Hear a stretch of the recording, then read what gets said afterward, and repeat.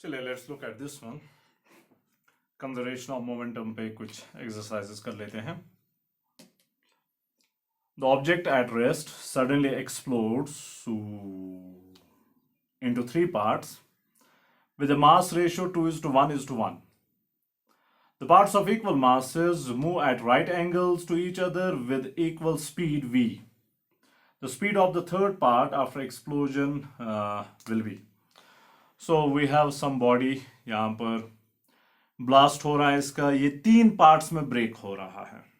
Okay, एक part जो है वो सपोज इस डायरेक्शन में मूव कर रहा है जिसका मास m है, दूसरा पार्ट जो है उसका भी मास m है वो इस डायरेक्शन में मूव कर रहा है। दो इक्वल मासेस जिनके हैं उनके बारे में कहा जा रहा है कि they are moving at right angles to each other. तो एक अगर यहां मूव कर रहा है, दूसरा यहां मूव कर रहा है, और तीसरा पार्ट जो है जिसका मास ट्वाइस m है। रिमेंबर मास रेशियो 2:1:1 है, तो इसका मास m, इसका भी m, इसका ट्वाइस m होगा। ओके, m फिर कुछ भी हो सकता है। ये 2m वाला पार्ट जो है वो कहीं यहां मूव कर रहा होगा। अब इसकी डायरेक्शन एग्जैक्टली अभी हमें नहीं पता है। सो वो पार्ट यहां मूव कर रहा है, ये पार्ट किस स्पीड से मूव कर लेगा वो हमें बताना है। तो इस पार्ट की स्पीड v3 किसके बराबर होगी वो हमें बताना है। इस पार्ट की स्पीड 1 की स्पीड जो है वो v के बराबर है, पार्ट 2 की स्पीड जो है वो भी v ही के बराबर है।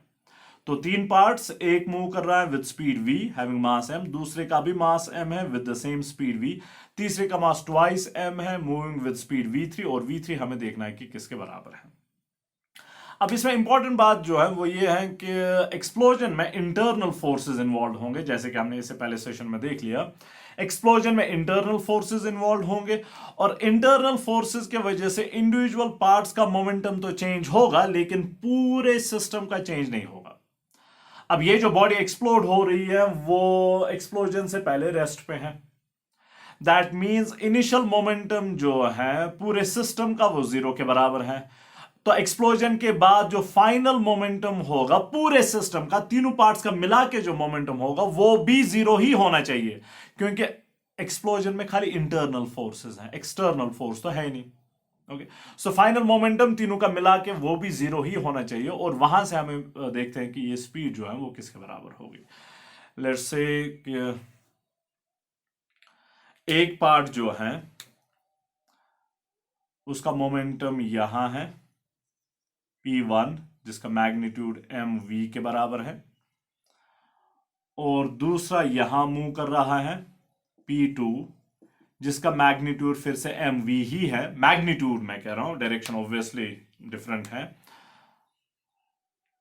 और तीसरा जो होगा वो कहीं यहां, वी कैन गेस कि कहीं यहां मूव कर रहा होगा with momentum p3, magnitude twice mv3। अब 2 को नहीं भूलना है। ओके, ट्वाइस mv3 उसका मैग्नीट्यूड है। अब टोटल मोमेंटम इन तीन का 0 के बराबर होना चाहिए। ओके, 0 यानी कि अगर आप वेक्टर फॉर्म में लिखेंगे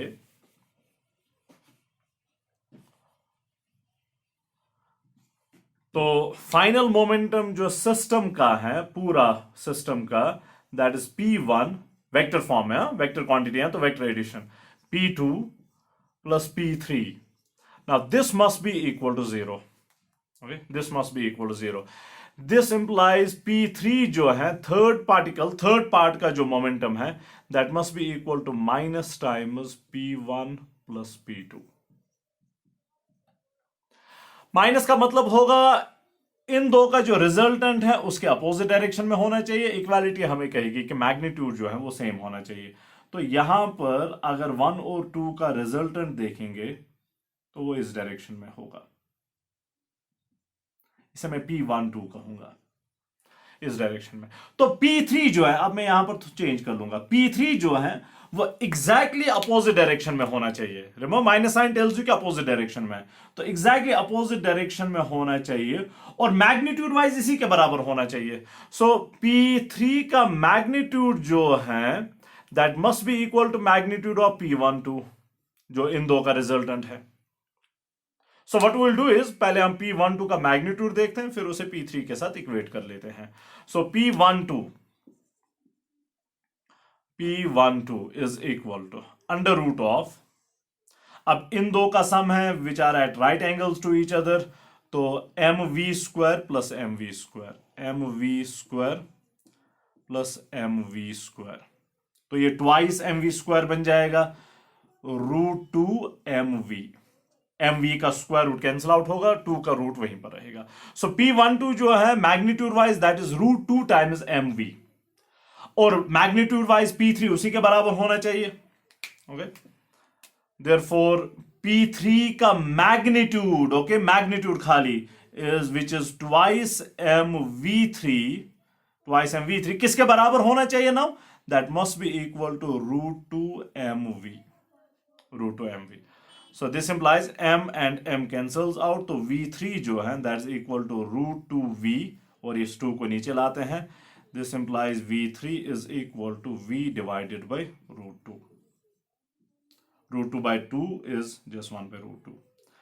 सो तीसरे की स्पीड जो है, तीसरे के डायरेक्शन के बारे में हमें नहीं कहा गया था, हमें सिर्फ स्पीड के बारे में कहा गया था, तो v डायरेक्शन के बारे में भी कहा गया होगा, तो वी कैन सी कि P12 जो है जो इन दो का रिजल्टेंट है, अब जिन दो का रिजल्टेंट है वो मैग्नीट्यूड वाइज सेम है, तो ये 45 डिग्री पे होगा, तो ये P3 जो है वो भी यहां पर 45 डिग्री पे होना चाहिए, वर्टिकली अपोजिट एंगल्स, तो वो डायरेक्शन भी मिल जाएगी।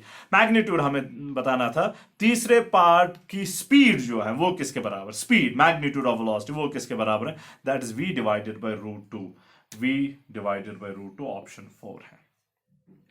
Okay, so simple conservation of momentum अगर आपके पास ना, imagine you solving this exercise with f is equal ma, okay obviously उससे ये शायद पॉसिबल ही ना होता एटलीस्ट हमारे लिए, तो इसलिए मोमेंटम कंजर्वेशन ऑफ मोमेंटम जो है काफी प्रोफाउंड लॉ है, काफी यूजफुल है।